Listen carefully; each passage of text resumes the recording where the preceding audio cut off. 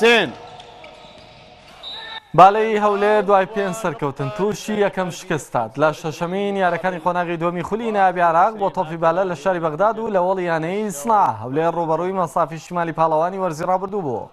لە گەم یەکەم کوڕانی پایتەختی هەرێمی کوردستان باشتر دەرکەوتن بە ئەنجامی 25-21 پێشکەوتن، بەڵام مەسافی شیمال باشتر گەڕاوە بە کەش یاریەکە و سێ کێمی بە دوایەکی بردەوە بە ئەنجامەکانی 25-21 و 25-23 و 25-20.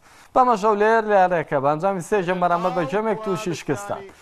بەمەژەر دووتی بە پێنج سەرکەوتن و شکستێک 15 خاڵیانەیە، بەڵام بە کاتی هەولێر لە پێشەنگیانەکان ماوەتەوە. کوڕانی شاری قەڵاو نارە ڕۆژی چوارشەممە لە یاری حوتەمیان ڕۆبەڕووی غازی جنوب دەبنەوە. أسامة يضرب بقوة وبالتالي النقطة الأخيرة تحسم لفريق مصافي الشمال. إذن مصافي الشمال ب3 أشواط ينتصر ويحقق الانتصار على حساب فريق أربيل 3 مقابل شوط 1. مبروك لمصافي الشمال، هارد لك لأربيل. كنت معكم معلقا للمباراة علي الشمري. السلام عليكم ورحمة الله وبركاته.